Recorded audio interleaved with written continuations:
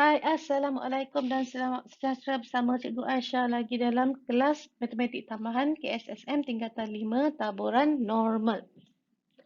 Okey, video kali ini Cikgu nak bincang macam mana kita nak menukar taburan normal, iaitu graf contohnya. Tengok cantik tak dom tu. Macam graf taburan normal. Actually macam loceng tu untuk taburan normal kan. Lebih kurang lah tu. Okey, ini adalah graf taburan normal. Kita nak tukar kepada taburan normal piawai daripada X kepada Z. Okey. Untuk menukar taburan normal kepada normal piawai, okey, daripada X kepada Z. Kita tengok Z sama dengan X tolak min per sisihan piawai. Okey. Formula ini yang kita akan bincangkan selanjutnya dalam video hari ini. Contoh yang pertama, kita diberi satu situasi. Okey, kita baca dulu situasi tersebut. Markah yang diperoleh murid-murid dalam satu ujian bertabur secara normal dengan min 72 dan sisihan piawai 15. Jika seorang murid dipilih secara rawak, cari kebarangkalian bahawa markah yang diperolehinya adalah A. kurang daripada 68, B. Markah murid tersebut di antara 69 dan 78. Okey. Ini merupakan rumus penukaran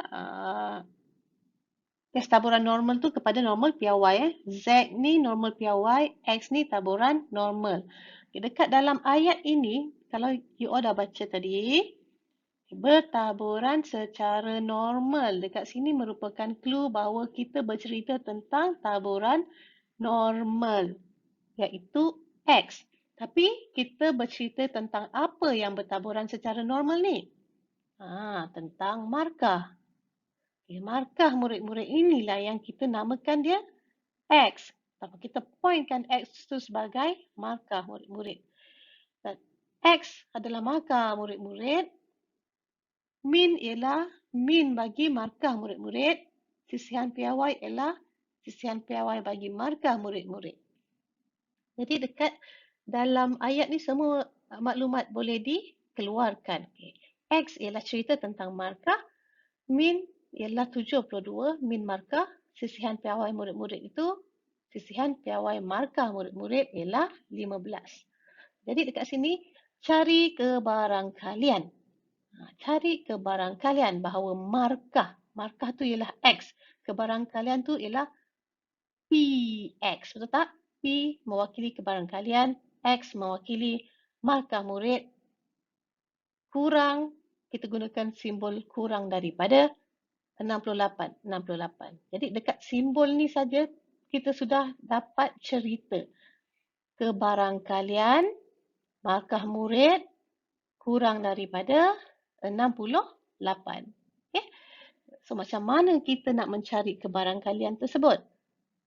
Inilah caranya ataupun inilah kegunaan taburan normal piawai. Sebab hanya menggunakan taburan normal piawai kita dapat cari nilai luas bawah graf menggunakan jadual taburan kebarangkalian normal ataupun menggunakan kalkulator. Jadi kita convertkan daripada X kepada Z. Menggunakan formula ini, 68 yang kita pointkan tadi, 68 markah murid tadi, tolak dengan min markah per dengan sisihan piawai. Kita akan dapat nilai Z kita negatif 0.267. Jadi menggunakan jadual, jangan lupa lorekkan sebelah kiri, betul. Jadi kita akan cari nilai 0.2 ni dekat bahagian luar. So tak ada negatif tu. Tu dia. Kurang daripada. Okey, bila kalau nak guna kalkulator pun boleh. You all akan gunakan fungsi P. So P tu maksudnya less. Tapi nak tulis tu mesti P dalam bracket negatif 0.267. So kita akan dapat nilai 3947. Kalau menggunakan jadual kekerapan, cari 0.267.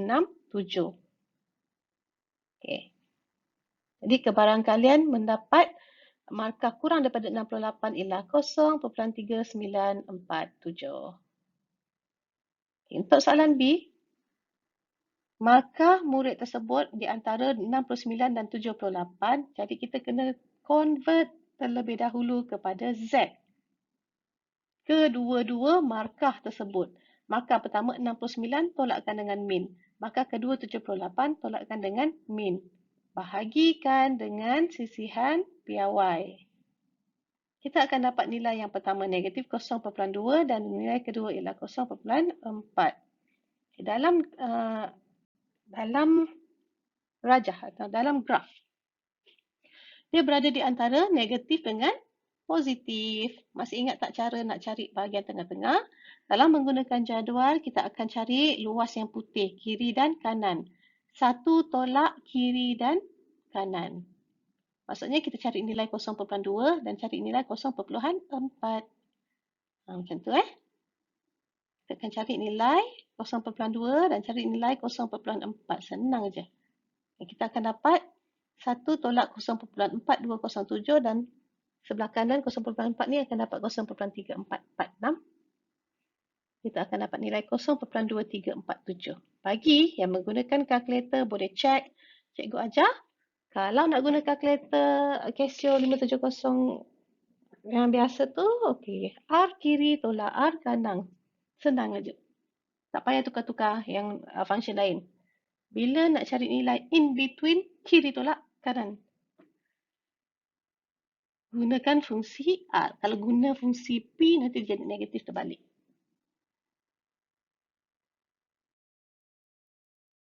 Kita lihat contoh 2.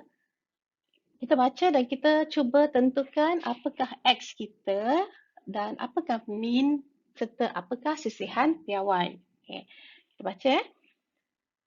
Umur bagi 80,000 orang penduduk. Umur bagi 80,000 orang penduduk di sebuah bandar bertaburan secara normal dengan min 45 dan varians 36 tahun. Okey, 80,000 ni adalah jumlah penduduk di bandar tersebut. Bertaburan secara normal adalah clue bagi menggunakan maksudnya soalan ni soalan tentang taburan normal. Min 45 dan variance 36 tahun merupakan maklumat. Okay, yang A, apa yang dia nak? Hitung kebarangkalian. That means kita nak cari P. Bahawa umur seorang penduduk yang dipilih secara rawak adalah lebih daripada 48 tahun. Dan yang B, dia nak anggaran bilangan penduduk yang berumur melebihi 40 tahun. Yang ni bukan nak cari kebarangkalian. Tapi dia nak bilangan pula. So macam mana kita nak buat masalah macam ni? Ini adalah rumus yang tetap. Okay, bertaburan secara normal, clue kepada soalan taburan normal. Okay.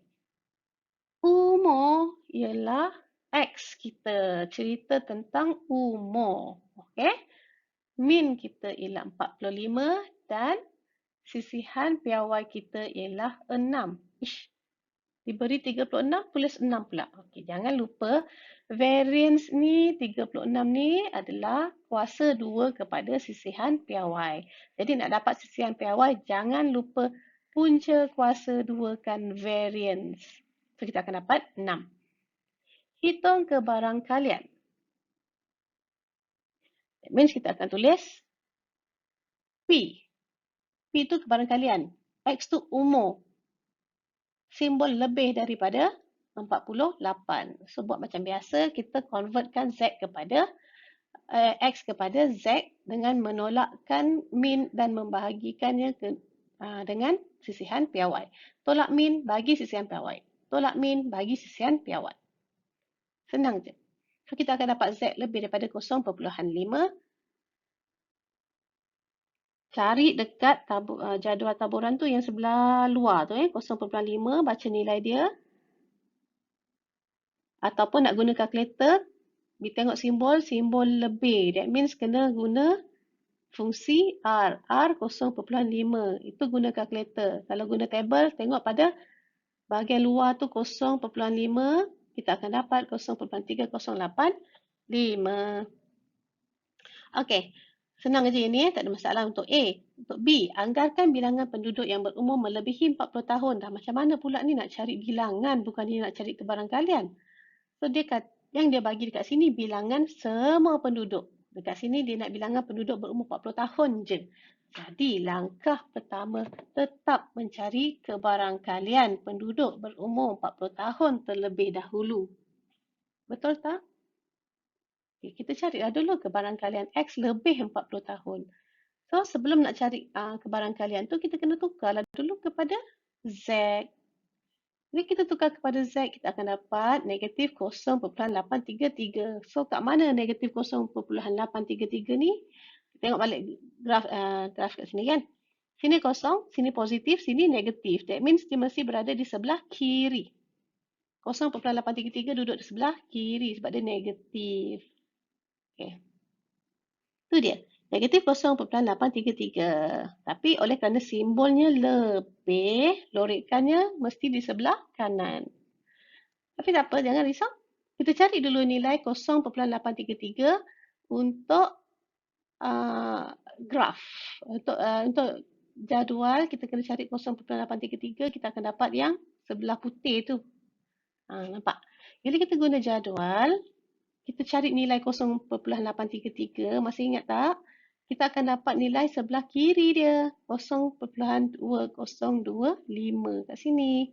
Jadi kita kena satu tolak, baru kita dapat yang hijau. Oh tu, ada jadual, sorry. 0.833, tu dia. 0.8 3, ni 0.2033 kan? Dan 3, 8. That means cikgu akan tolakkan nilai yang kita dapat ni, 2033 ni tolak dengan 8. Kenapa tolak? Kat sini mesti tolak. Akan dapat 2025. Jadi kat sinilah 2025 tu tadi. Kita nak yang hijau, kita bukan nak yang putih. Jadi kena tolakkan dengan, satu tolakkan dengan dia. Dapat 0.7975. Yang hijau ni ialah 7975. Kalau nak guna kalkulator macam mana? Simbol lebih. Simbol lebih maksudnya kita kena guna fungsi R. Bila kita guna kalkulator, kita kena tulis apa yang kita nak cari. Mesti tekan negatif. Kalau dalam jadual, tak ada nilai negatif. Kita tetap cari dekat positif, tapi nilai dia di sebelah sini. Kalau guna kalkulator, kita tekan dia negatif 0.833, memang direct. Dia terus bagi jawapan yang betul. Dia terus akan dapat 0.7975. Okay? Jadi bilangan penduduk yang berumur lebih 40 tahun, kita dah dapat kebarangkalian, kita darablah dengan nilai keseluruhan penduduk. Tu dia, kita akan dapat 63,800 orang yang berumur lebih 40 tahun. Contoh ketiga, jangka hayat sejenis bateri bertaburan secara normal dengan min 150 jam dan sisian piawai 5 jam. Kita terus cari cari kebarangkalian bahawa sebiji bateri yang dipilih secara rawak mempunyai jangka hayat antara 140 jam dan 148 jam. So ini in between. X itu jangka hayat kan? Okey, jangka hayat tu, jangka hayat siapa? Jangka hayat bateri lah kan? X itu ialah jangka hayat. Dan min kita 150, sisian piawai kita sama dengan 5. Kat sini nak cari kebarangkalian X tu di antara 140 dan 148. Nak cari kebarangkalian memang nak cari luas dan bawah graf lah. Bila nak cari kebarangkalian memang kena convert kepada Z. Tolak dengan min bagi sisian piawai kedua-dua belah. Bila dapat negatif 2 dengan negatif 0.4, dua-dua negatif. Bila dua-dua negatif, maksudnya dua-dua sebelah kiri. Kita nak cari sebelah sini. Okey, masih ingat tak cikgu ajar? Kalau dua-dua negatif, maksudnya kalau guna jadual, cari yang dekat dengan kosong dulu, tolak dengan yang jauh dengan kosong. That means kita akan cari 0.4 tolak dengan 2 daripada jadual. Kalau nak guna kalkulator, senang aja. Guna R, kiri tolak kanan. Okey, dekat sini, bila cikgu gunakan jadual, cikgu akan cari 0.4. Lepas tu cikgu cari 2. Dalam jadual mana ada negatif kan? Memang tak ada negatif. Terus cari 0.4, cari nilai untuk 2, tolakkan. Okey, kita akan dapat 3.446 tolak dengan 0.228. So, yang warna hijau tu ialah 0.3218. Siapa yang menggunakan kalkulator boleh cek. Tekan kalkulator fungsi R, mesti negatif 2. Tolak R negatif 0.4. Kalau siapa nak guna P pun boleh, tapi kena terbalik. P negatif 0.4, tolak P negatif 2.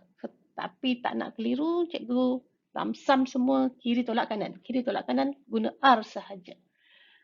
Alright. So jawapan dia akan sama 0.3218. Don't worry. B. Diberi 10% daripada bateri itu mempunyai jangka hayat lebih daripada X jam. Cari nilai X. 10% ini merupakan kebarangkalian. Luas bawah graf tu. Bateri itu mempunyai jangka hayat. So, jangka hayat tu lebih daripada X jam. X besar ni ialah jangka hayat jam. Lebih daripada X jam. Sama dengan 10%, kita jadikan perpuluhan, dia akan jadi 0.1. So, cari nilai X. Okey, untuk nilai macam ni, kita nak cari nilai Z score. Okey, kita cari nilai Z score. Bila kita ada kebarangkalian, kita boleh cari nilai Z score. Macam yang cikgu dah ajar. Okey, kita tak boleh cari nilai X terus. Kita kena cari Z dulu. So, kalau X lebih daripada X ni adalah sama dengan Z lebih daripada Z lah. Okey, kita gunakan Z terlebih dahulu. So, kalau 0.1, dia kan kurang daripada 0.5. So, kita boleh lorek macam ni. Boleh faham So, simbol dia lebih, that means lorekkan dia sebelah kanan. 0.1 adalah luas dia. Ingat, yang kat sini kan yang dalam jadual.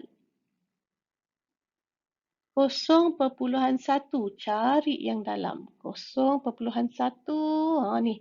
0.11, 0.112, 0.1093. Banyak tu. Cari yang paling hampir. So, cikgu jumpa ni.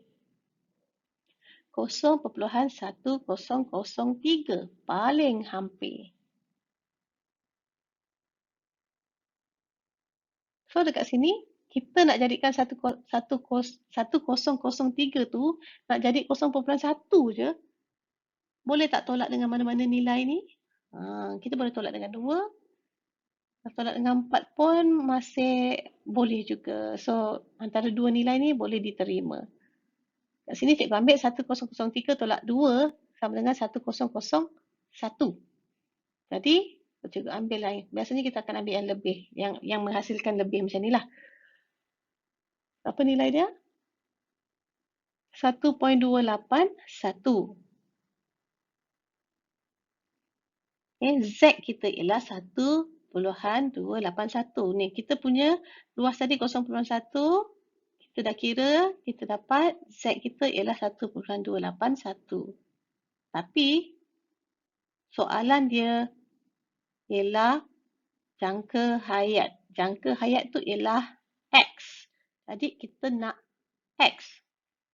Jangan lupa Z sama dengan X tolak min persisihan piawai. Yang kita ada Z. So, Z kat sini.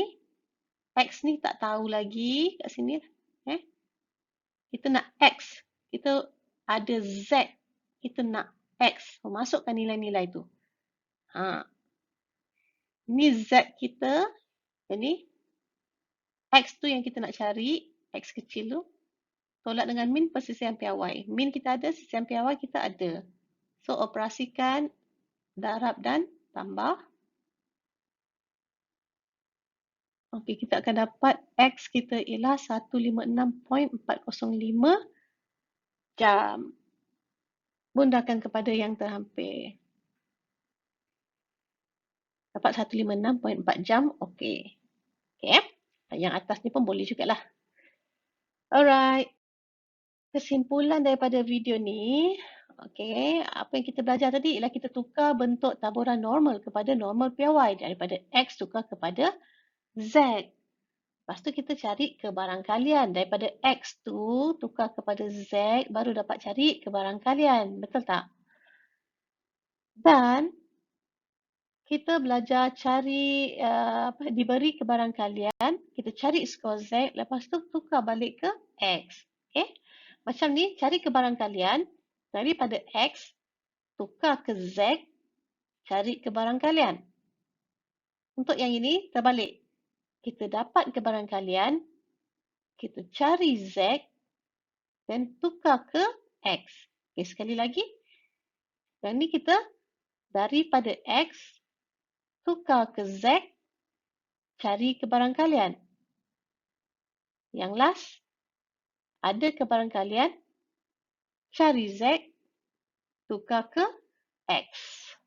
Okey. Sampai sini saja dahulu video kali ini. Terima kasih kerana menyertai kelas. So, jumpa lagi next time. Bye.